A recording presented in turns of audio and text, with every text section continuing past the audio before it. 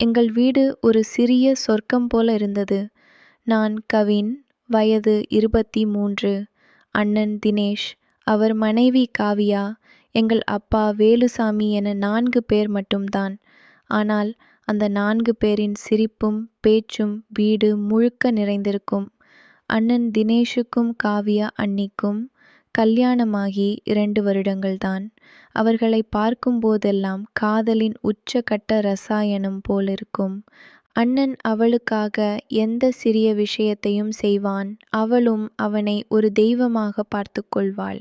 அவர்கள் இருவரும் சேர்ந்து பேசும்போது வரும் சிரிப்பொலி தெருவில் கூட கேட்கும். அது எங்கள் வீட்டின் உயிர் துடிப்பு. அப்பா வேலுசாமிக்கு அண்ணனை விட காவியா மீதுதான் அதிக பாசம். எங்க வீட்டு லட்சுமி என்று அவளை செல்லமாக கூப்பிடுவார். மாலை நேரங்களில் அப்பா தனது ஆர்ம்சேரில் அமர்ந்து செய்தித்தாள் படிப்பார். காவியா அண்ணி சமையலில் பரபரப்பாக இருப்பாள். அண்ணன் அவளுக்கு உதவி செய்ய நின்று அவளை கிண்டல் செய்து கொண்டிருப்பான். நான் இதையெல்லாம் பார்த்து ரசித்து கொண்டிருப்பேன். எங்கள் வாழ்க்கை அப்படி ஒரு இனிமையான ஓவியம். ஆனால் 6 மாதங்களுக்கு முன்பு அந்த ஓவியத்தில் ஒரு விரிசல் விழுந்தது. அண்ணனுக்கு வேலை காரணமாக லண்டன் செல்லும் வாய்ப்பு வந்தது. அது ஒரு பெரிய வாய்ப்பு, அவன் கனவு. அவன் போக வேண்டிய நிர்பந்தம் இருந்தது. அவன் கிளம்பும் நாளில் வீடு முழுக்க ஒரு மெலனம் சூழ்ந்தது. காவியா அண்ணியின் கண்களில் மழை தவழ்ந்தது. ஆனால் அவள் அதை காட்டிக் கொள்ளவில்லை. அண்ணனை விமான நிலையத்தில் வழியனுப்பி வைத்து திரும்பிய போது அவள் முகம் வெறுமையாக இருந்தது. முதல் சில நாட்கள் அண்ணன் தொலைபேசியில் பேசும்போது அவள் பேசுவாள். பிறகு மெல்ல மெல்ல அவள் உள்ளுக்குள் ஒடுங்க ஆரம்பித்தாள். அவள் வழக்கமான சிரிப்பு மறைந்து போனது. வீட்டின் ஹால் இப்போது பேய் கூடம் போல் இருந்தது. அப்பாவின் பேச்சு கூட குறைந்து போனது. ஒருவருக்கொருவர் உரையாடல் இல்லாமல் ஒவ்வொருவரும் தனித்திருந்தோம். நான் அண்ணனின் இல்லாத்தை விட காவியா அண்ணியின் புன்னகை இல்லாத்தைத்தான் அதிகம் உணர்ந்தேன்.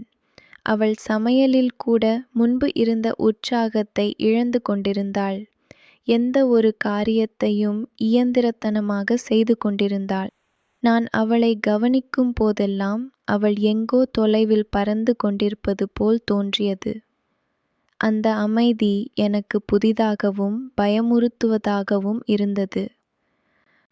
ஒரு வெள்ளிக்கிழமை மாலை அப்பா ஊட்டியில் உள்ள உறவினர் திருமணத்திற்கு சென்றுவிட்டார். நான் நண்பர்களுடன் சிறிது நேரம் கழித்துவிட்டு மாலை 6 மணிக்கு வீட்டிற்கு திரும்பினேன். ரோட்டில் இருந்தே எங்கள் வீடு இருண்டு கிடந்தது. ஆனால் உள்ளே நுழைந்ததும் ஒரு மெல்லிய பக்தி பாடலின் ஒலி காற்றில் மிதந்தது. அந்த ஒலி பக்கத்து அறையிலிருந்து வந்தது. எனக்கு ஆச்சரியமாக இருந்தது. காவியா அண்ணி இதற்கு முன் ஒருபோதும் இப்படி தனியாக பக்தி பாடல்கள் கேட்பதோ பூஜை செய்வதோ இல்லை. ஆர்வமும் கவலையும் கலந்த மனநிலையில் அந்த அறையை நோக்கி மெதுவாக நடந்தேன். கதவு சிறிது திறந்திருந்தது. நான் உள்ளே எட்டிப் பார்த்தேன். அந்த காட்சி என்னை உறைய வைத்தது. காவியா அண்ணி தரையில் அமர்ந்து ஒரு அகல் விளக்கின் முன் கைகூப்பி அமர்ந்திருந்தாள். அவள் முகத்தில் அமைதியின் ஒரு புதிய பிரகாசம் இருந்தது. அந்த ஒளி விளக்கின் ஒளியா அல்லது அவள் உள்ளிருந்து வெளிப்படுத்தும் ஒளியா என்று தெரியவில்லை. அவள் தீபத்தை மெதுவாக திரும்ப திரும்ப சுத்தம் செய்து புத்தம் புதிய திரியை மாட்டி அதை கவனமாக ஏற்றி வைத்தாள். தீபம் முழு அறையையும் பொன்னிறமாக்கியது. அந்த காட்சி எவ்வளவு அழகாக இருந்தது என்றால் நான் அப்படியே நின்றுவிட்டேன். அவளை தொந்தரவு செய்ய மனமில்லை. சுமார் 10 நிமிடங்கள் நான் அசையாமல் நின்று பார்த்து கொண்டிருந்தேன். திடீரென அவள் திரும்பி பார்த்தாள். கவின், நீங்க எப்போ வந்தீங்க என்று பதற்றத்துடன் கேட்டாள். நான் சிரித்தபடி, அண்ணி, நீங்க பஜனை பண்றதை பார்த்துட்டு இருந்தேன். டிஸ்டர்ப் பண்ண வேணாம்னு நின்றேன் என்றேன். அவள் ஒரு கணம் என்னை உற்று பார்த்தாள். பிறகு முகத்தை திருப்பிவிட்டு மெதுவாக எழுந்து சமையலறைக்கு சென்று விட்டாள். நானும் என் அறைக்கு வந்தேன். ஆனால் அந்த தீப ஒளி இன்னும் என் கண்முன் நிற்கிறது. அவள் ஏன் இப்படி மாறினாள்? அண்ணன் இல்லாத இந்த வீட்டில் அவள் மனம் எங்கு அலைகிறது? இதற்குத்தானா இந்த பக்தி? எண்ணற்ற கேள்விகள் என் மனதில் சுழன்றன. காவியா அண்ணியின் அந்த மாற்றம் எனக்கு புதிராக இருந்தது. ஆனால் இது வெறும் பக்தியா, இல்லை அவள் மனசுக்குள் ஏதோ ஒரு தேடலா? தொடர்ந்து பார்ப்போம். அந்த நாளுக்குப் பிறகு காவியா அண்ணியின் தனிமை எனக்கு மிகவும் புலப்பட ஆரம்பித்தது. முன்பு அவள் சமையல் செய்யும்போது அண்ணனுடன் சண்டை போட்டு கொண்டிருப்பாள். இப்போ அந்த சமையலறை ஒரு மயானமாக இருந்தது. அவள் வேலையில் மூழ்கியிருந்தாள். ஆனால் அவள் மனம் அங்கு இல்லை. ஒவ்வொரு நாளும் மாலையில் நான் ஹாலில் உட்கார்ந்து டிவி பார்க்கும் போதோ அல்லது புத்தகம் படிக்கும் போதோ அவள் பூஜை அறைக்கு செல்வதை கவனிப்பேன். அதற்கென்று ஒரு நேரம் இல்லை. சில நேரங்களில் மாலை 4 மணிக்கே கிளம்பிவிடுவாள். அவள் அந்த அறைக்குள் சென்றதும் வெளியே வர நேரமாகும். நான் எப்போதாவது அந்த அறை வழியாக செல்லும்போது உள்ளே இருந்து பக்தி பாடல்களின் மெல்லிய ஒலி கேட்கும். சில நேரங்களில் அந்த அறையை ஒட்டியுள்ள சமையலறையில் ஏதாவது எடுக்க செல்லும்போது கதவு வழியாக அவள் அமைதியாக உட்கார்ந்திருப்பதையும் தீபத்தின் ஒளி அவள் முகத்தில் விழுவதையும் பார்ப்பேன். அந்த காட்சி ஒரு வினோதமான அமைதியை கொடுத்தது. நான் அவளிடம் பேச விரும்பினேன். ஆனால் அவள் அந்த பூஜையின் ஆழத்தில் இருந்ததால் குறுக்கிட தயங்கினேன். ஒரு நாள் மதியம் நான் வெளியே சென்றுவிட்டு திரும்பி வந்தபோது என் தம்பி என்று நான் கருதும் எங்கள் அண்டை வீட்டு சிறுவன் சுந்தர் எங்கள் வீட்டு ஹாலில் கிரிக்கெட் விளையாடிக் கொண்டிருந்தான். நானும் அவனுடன் சேர்ந்து விளையாட ஆரம்பித்தேன். நான் பந்து வீச அவன் அடித்து ஓடுவான். எங்கள் சத்தத்தில் வீடு கொஞ்சம் உயிர் பெற்றது. சிறு வயதில் அண்ணனுடன் நான் விளையாடிய நாட்கள் நினைவுக்கு வந்தன. நான் மிகவும் ரசித்து விளையாடிக் கொண்டிருந்தேன். அப்போதுதான் காவியா அண்ணி தனது அறையிலிருந்து வெளியே வந்தார். எங்களை பார்த்ததும் அவள் நின்றாள். பிறகு அவளது முகத்தில் ஒரு சிறு புன்னகை தவழ்ந்தது. கவின், நீங்க இந்த வயசுலயும் குழந்தை மாதிரி விளையாடுறீங்களே என்று மென்மையான குரலில் கேட்டாள். நான் சிரித்துக்கொண்டே சொன்னேன், அண்ணி, இது எனக்கு மிகவும் பிடித்த விஷயம். மனதை ரிலாக்ஸ் செய்யும். உடல் லேசாகும். நீங்களும் வர்றீங்களா? நான் கேலியாக கேட்டேன். ஆனால் அவள் ஒரு கணம் யோசிப்பது போல் இருந்தது. இல்ல கவின், எனக்கு வேலை இருக்கு என்று சொல்லிவிட்டு சமையலறைக்கு சென்றாள். ஆனால் அவள் செல்லும்போது அவள் என்னை ஒரு வித்தியாசமான பார்வை பார்த்தாள். அந்த பார்வையில் எனக்கு புரியாத ஒரு யோசனை இருந்தது. அது வெறும் பார்வையா, இல்லை ஏதோ ஒரு கணக்கீடா? எனக்கு சற்று குழப்பமாக இருந்தது. அந்த நாளின் மாலை நான் என் அறையில் இருந்தேன். திடீரென கதவு தட்டப்பட்டது. நான் திறக்க காவியா அண்ணி நின்றிருந்தாள். அவளது கைகள் சற்று நடுங்குவது போல் இருந்தது. அவள் உள்ளே வந்தாள். கவின், உன்னிடம் ஒரு விஷயம் கேட்க வேண்டும் என்றாள். நான் எச்சரிக்கையாக இருந்தேன். சொல்லுங்க அண்ணி, நீங்க எனக்கு பஜனை செய்ய உதவி செய்வீங்களா என்று கேட்டாள். நான் அதிர்ச்சி அடைந்தேன். அண்ணி, எனக்கு அதெல்லாம் தெரியுமே. நான் ஒருபோதும் பூஜை செய்தது இல்லை. அவள் முகத்தில் ஒரு வேண்டுகோள் இருந்தது. நான் கற்றுத்தருகிறேன். நீ மட்டும் எனக்கு துணையாக இருந்தால் போதும். அவள் கண்களில் இருந்த தனிமையும் நம்பிக்கையும் என்னால் மறுக்க முடியவில்லை. சரி அண்ணி என்று ஒப்புக்கொண்டேன். அவள் முகம் பிரகாசமானது. இப்போவே வர்றியா என்று உடனே கேட்டாள். அவளது ஆர்வத்தை பார்த்து நான் வியந்தேன். நான் அவளுடன் பூஜை அறைக்கு சென்றேன். அங்கு ஏற்கனவே அகல் விளக்கு, திரிகள், எண்ணெய், கற்பூரம் எல்லாம் தயாராக இருந்தது. அவள் ஒரு திரியை எடுத்து என்னிடம் கொடுத்தாள். இதை இப்படி வைத்து மெதுவாக இழுத்து நேராக்கணும். நான் அவள் சொன்னபடி செய்ய முயன்றேன். ஆனால் என் விரல்கள் குழம்பின. அவள் என் அருகில் வந்து, இல்லை இப்படி என்று என் கையை பிடித்து வழிகாட்டினாள். அந்த தொடுதல் மிகச் சாதாரணமான ஒரு உதவிதான். ஆனால் அது என் உடல் முழுவதும் ஒரு புது உணர்வை பரப்பியது. நான் அந்த திரியை கவனமாக வைத்தேன். நாங்கள் இருவரும் சேர்ந்து அந்த ஒரு தீபத்தை ஏற்றினோம். அந்த தீபம் எரிந்ததும் அவள் முகத்தில் ஒரு அமைதி பரவியது. இதுதான் நான் தேடிக் கொண்டிருந்தது கவின் என்று மெதுவாக சொன்னாள். அந்த வார்த்தை எனக்கு சற்று புதிராக இருந்தது. அவள் தேடியது தீபமா? இல்லை, வேறு ஏதோவா? ஒரு சிறிய உதவி எப்படி இவ்வளவு பெரிய மாற்றத்தை கொண்டு வரும்? அந்த ஒரு தீப ஏற்றுதல் எங்கள் இடையே இருந்த தூரத்தை குறைத்ததா, அல்லது புதிய ஒரு சிக்கலை உருவாக்கியதா? அந்த முதல் மாலைக்குப் பிறகு பூஜை அறையில் நாங்கள் செலவழிக்கும் நேரம் படிப்படியாக அதிகரித்தது. முதலில் இது எனக்கு கடமை போல் இருந்தது. ஒவ்வொரு மாலையும் நான் அவளுக்கு உதவி செய்ய வேண்டும், திரி போட வேண்டும், தீபம் ஏற்ற வேண்டும். ஆனால் விரைவில் அந்த அமைதியான சடங்குகள் என் மனதை ஈர்த்தன. காவியா அண்ணி மெதுவான குரலில் பக்தி பாடல்களை முணுமுணுப்பாள். நான் அவள் அருகில் அமர்ந்து தீபத்தின் ஒளி சுவர்களில் ஆடும் நிழல்களை பார்த்து கொண்டிருப்பேன். முதலில் நான் கவனமாக இருக்க முயன்றேன்.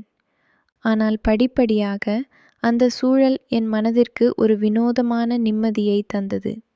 ஒரு நாள் பூஜை முடிந்து எழுந்தபோது நான் சொன்னேன், அண்ணி, இந்த பூஜை செய்யும்போது ஏதோ ஒரு லேசான உணர்வு வருது. அவள் என்னை பார்த்து சிரித்தாள். அதுதான் அது.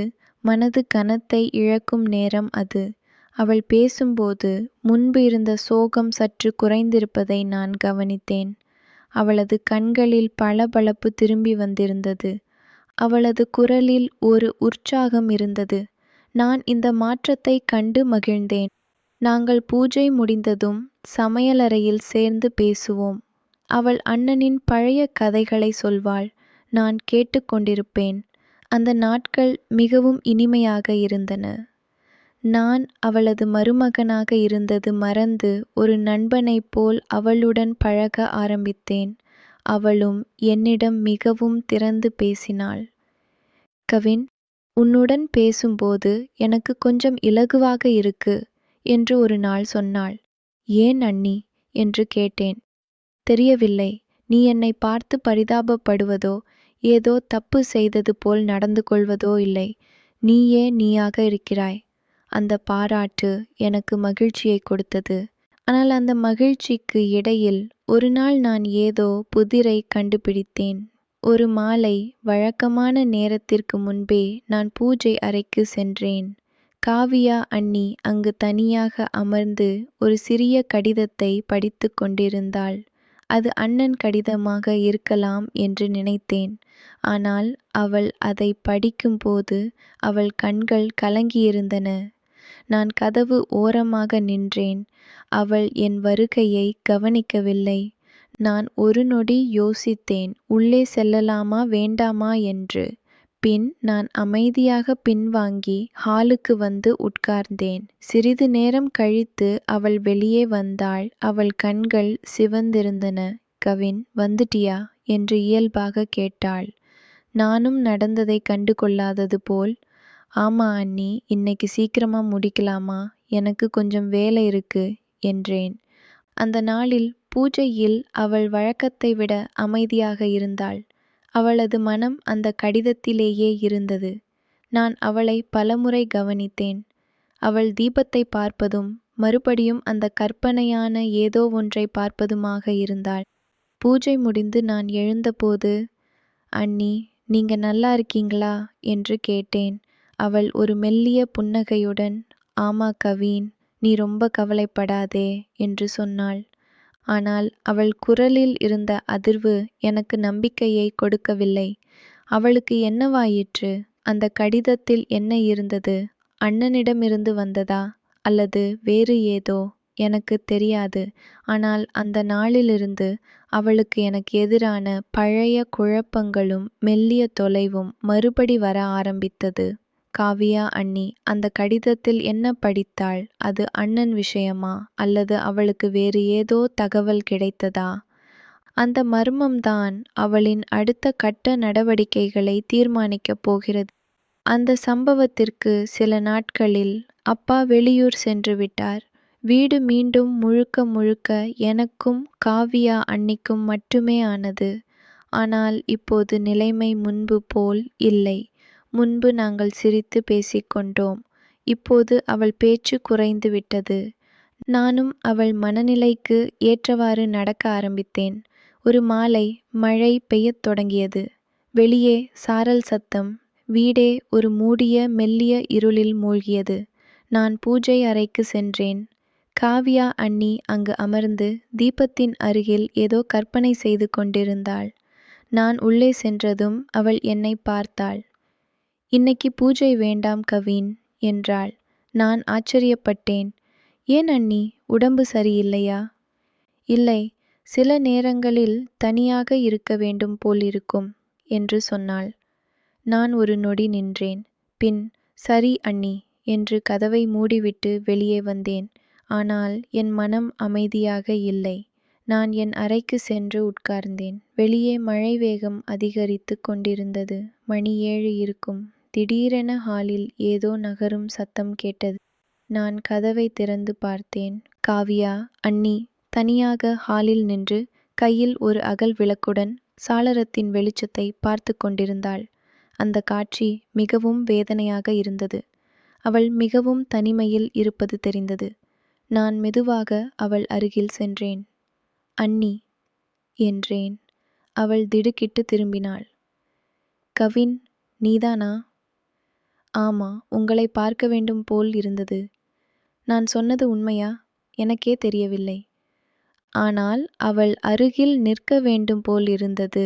உனக்கு என்ன வேண்டும் என்று கேட்டாள். அவள் குரலில் ஒரு அதிகாரம் இருந்தது. ஆனால் அதற்குள் ஒரு நடுக்கமும் இருந்தது. ஒன்றுமில்லை, நான் இங்கே இருக்கேன். நீங்கள் தனியாக இல்லை என்றேன். அவள் ஒரு கணம் என்னை உற்று பார்த்தாள். கவின், நீ எனக்கு ரொம்ப நெருக்கமாகிவிட்டாய் என்று மெதுவாக சொன்னாள். அது ஒரு எச்சரிக்கையா இல்லை உண்மையா எனக்கு புரியவில்லை. தவறா அண்ணி என்று கேட்டேன். தெரியவில்லை. சில சமயம் சரியானதும் தவறாக தோன்றும், தவறானதும் சரியாக தோன்றும். வாழ்க்கை சிக்கலானது. அந்த வார்த்தைகள் எனக்கு புரிவதை விட என்னை குழப்பின. நான் அவள் அருகில் நின்றேன். வெளியே மழையின் பின்னணியில் நாங்கள் இருவரும் அப்படி அமைதியாக நின்று கொண்டிருந்தோம். அது ஒரு வினோதமான நெருக்கம். நான் அவளுக்கு ஆறுதலாக இருக்க விரும்பினேன். ஆனால் அதே நேரத்தில் எனக்கு என் எல்லைகள் புரியவில்லை. அவளும் அதே குழப்பத்தில் இருந்தாள். சில நிமிடங்கள் கழித்து அவள் மெதுவாக சொன்னாள், இந்த ராத்திரி என்னை மன்னித்து விடு கவின். நான் போய் ஓய்வெடுக்கிறேன்.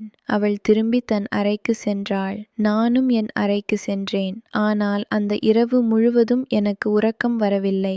நான் அவள் சொன்ன அந்த வார்த்தைகளை நினைத்து கொண்டிருந்தேன். சில சமயம் சரியானதும் தவறாக தோன்றும், தவறானதும் சரியாக தோன்றும். இந்த உறவுக்கு என்ன பெயர்? இது மருமகன் நாத்தனார் உறவா? இல்லை, மாறாக இது ஒரு ஆழமான மன நெருக்கமா? அந்த இரவு எங்களிடையே ஒரு புதிய திரை விழுந்தது. இனி நாங்கள் முன்பு போல் இல்லை. அடுத்து என்ன நடக்கும்? அந்த குழப்பத்தின் உச்சக்கட்டம்தான் நமக்காக காத்திருக்கிறது. விடியல் வந்தது. மழை நின்று சூரியன் மெதுவாக வெளிப்பட்டான். வீடு புத்துணர்வு பெற்றது போல் இருந்தது. ஆனால் எங்களுக்குள் இருந்த குழப்பம் மட்டும் தீரவில்லை. அப்பா இன்னும் 1 வாரத்தில் திரும்பி விடுவார். காவியா அண்ணி முன்பை விட மெதுவாக இயங்க ஆரம்பித்தாள். அவள் சமையல் வேலை செய்யும் போது கூட என்னை பார்த்து பேசுவதை தவிர்த்தாள். அதே நேரத்தில் எங்கள் பூஜை மட்டும் தொடர்ந்தது. அது ஒரு பழக்கமாக மாறிவிட்டது. இருமுறை அவள் என்னை பூஜைக்கு அழைத்தாள்.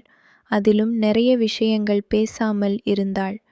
ஒரு நாள் மாலை 6 மணிக்கு பூஜை முடிந்து நாங்கள் இருவரும் ஹாலில் அமர்ந்திருந்தோம். அப்போது எங்கள் வீட்டின் முன் வாசலில் ஒரு சத்தம் கேட்டது. நான் எழுந்து பார்த்தேன். அது எங்கள் அண்டை வீட்டு பெண்மணி சாவித்ரி அக்கா. அவள் கூடவே இன்னும் 2 பெண்கள். அவர்கள் வீட்டின் வாசலில் நின்று உள்ளே எட்டி பார்த்தார்கள். காவியா, நாங்கள் உங்களை பார்க்க வந்தோம் என்று சொன்னார்கள். ஆனால் அவர்கள் பார்வை என்னையும் கூர்மையாக பார்த்தது. காவியா அண்ணி எழுந்து வந்தாள். வாங்க அக்கா என்றாள்.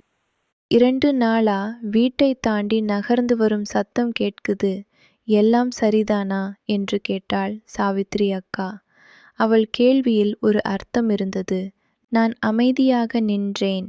காவியா அண்ணி புன்னகைத்து, எல்லாம் நல்லபடியா இருக்கு அக்கா. கொஞ்சம் பிஸியா இருந்தேன், அதனால வெளியே வரல என்றாள். ஆனால் அந்த பெண்கள் பூஜை அறையில் இருந்த தீபத்தையும் அதன் அருகில் இருந்த 2 இருக்கைகளையும் பார்த்தார்கள். அவர்கள் பார்வை என்னிடம் திரும்பியது. நான் உடனே, நான் தான் அன்னிக்கு பூஜையில் உதவி செய்கிறேன் என்று சொல்லி அவர்கள் பேசுவதை விட்டு வெளியே போய்விட்டேன். ஆனால் நான் வெளியே செல்லும்போது அவர்கள் ஒருவருக்கொருவர் பேசிக்கொண்டதை என் காது பிடித்தது. அவ அண்ணன் இல்லாத நேரத்துல இவங்க 2 பேரும் ரொம்ப க்ளோஸா இருக்காங்க போல என்று மெதுவாக சொன்னார்கள். அந்த வார்த்தைகள் என் காதில் விழுந்ததும் நான் திரும்பி அவர்களை கடுமையாக பார்க்க வேண்டும் போல் இருந்தது. ஆனால் அப்படி பார்த்தால் அந்த வதந்திகள் மேலும் உறுதியடையும். நான் அமைதியாக என் அறைக்கு சென்றேன். சற்று நேரம் கழித்து காவியா அண்ணி என் அறைக்கு வந்தாள். அவள் முகம் வெளிறிப் போயிருந்தது. கவின், இது என்ன? இவங்க சொல்றது உண்மையா என்று கேட்டாள். நான் பதில் சொல்லும் முன், உனக்கு நான் தான் காரணம் என்று மெதுவாக சொன்னாள். இல்லை அண்ணி, நீங்க எதுவும் தப்பு செய்யவில்லை. ஆனால் இந்த சமூகம் அப்படி நினைக்காது. ஒரு விதவை அல்லது பிரிந்த பெண் தனியாக இருக்கும் இடத்தில் வேறு யாராவது ஆண் இருந்தால் அது தவறுதான் என்று கணக்கு. அவள் கண்களில் கண்ணீர் திரண்டது. அப்பா வந்ததும் நான் இந்த வீட்டை விட்டு சென்று விடுகிறேன் என்றாள். அந்த வார்த்தை எனக்கு மின்சாரம் பட்டது போல் இருந்தது. ஏன் அண்ணி, நாங்கள் உங்களை கேட்கவில்லை. இந்த பேச்சுக்கு நான் உங்களுக்கு சிரமம் கொடுக்க விரும்பவில்லை. நான் இங்கு இருப்பது உங்கள் அனைவருக்கும் கெட்ட பெயரை தரும். நான் சற்று தீவிரமாக சொன்னேன். அண்ணி, நாம் தவறு எதுவும் செய்யவில்லை. நாம் பூஜை செய்தோம், தீபம் ஏற்றினோம். இதில் தவறு என்ன? நீங்கள் ஒரு மனிதர், உங்களுக்கு ஆதரவு தேவை, அதை நான் கொடுத்தேன், அதுதான் உண்மை. மற்றவர்கள் என்ன வேண்டுமானாலும் பேசிக்கொள்ளட்டும். அவள் என்னை உற்று பார்த்தாள். நீ ரொம்ப சின்ன பையன், இந்த உலகம் எப்படி வேலை செய்யும் என்று உனக்கு தெரியாது. நான் சிரித்தேன். அதை இப்போதுதான் கற்றுக்கொள்கிறேன். ஆனால் ஒரு விஷயம் மட்டும் தெரியும். ஒரு மனிதன் இன்னொரு மனிதனுக்கு நல்லது செய்யும் போது அது எப்போதும் தவறு இல்லை. என் வார்த்தைகளில் அவள் அமைதியானாள். அவள் என்னை பார்த்து, நீ எனக்கு கிடைத்த மிகப்பெரிய பலம் என்று மெதுவாக சொன்னாள். இந்த வீட்டில் நான் தனியாக இருந்த நேரத்தில் நீ இருந்தாய், அது மட்டும் போதும். பிறகு அவள் மெதுவாக சொன்னாள், சரி, நாம் எதற்கும் பயப்பட வேண்டாம். அப்பா வரும் வரை இது நம் ரகசியம். நான் சம்மதித்தேன். அடுத்த 3 நாட்கள் நாங்கள் மிகவும் கவனமாக இருந்தோம். அப்பா வந்தார். வீடு பழையபடி ஆனது. ஆனால் எங்கள் இருவருக்கும் இடையே ஒரு புரிதல் இருந்தது. அதற்கு அப்பால் வேறொன்றும் இல்லை. காவியா அண்ணி இப்போது சிரிக்கிறாள். அப்பா அவளை பார்த்து மகிழ்ச்சி அடைகிறார். ஆனால் ஒரு நாள் நான் பூஜை அறைக்கு சென்றபோது அந்த பழைய அகல் விளக்கின் அருகில் ஒரு சிறிய குறிப்பு இருந்தது. அதில், நன்றி கவின், என் வாழ்க்கையை மீட்டெடுத்தாய் என்று எழுதப்பட்டிருந்தது. நான் அதை படித்து சிரித்தேன். இது ஒரு முடிவு அல்ல, ஒரு தொடக்கம். நம் உறவு காதல் அல்ல, கடமையும் அல்ல, அது அனுதாபத்தின் உச்சம். அப்பா வந்து வீடு இயல்பு நிலைக்கு திரும்பியது. ஆனால் காவியா அண்ணி எழுதிய அந்த குறிப்பு என்னை யோசிக்க வைக்கிறது. ஒரு மனிதனின் வாழ்க்கையை மீட்டெடுத்தது யார்? நானா அல்லது அந்த அகல் விளக்கின் ஒளியா? இந்த கதை இங்கு முடிந்தாலும் இது ஒவ்வொரு வீட்டிலும் நடக்கும் ஒரு நிஜம். முடிவே இல்லாத வாழ்க்கை பயணத்தில் நாம் எல்லோரும் கற்றுக்கொள்கிறோம். உங்கள் கருத்துக்களை பகிர்ந்து இது போன்ற கதைகளை எங்களுடன் கொண்டாடுங்கள்.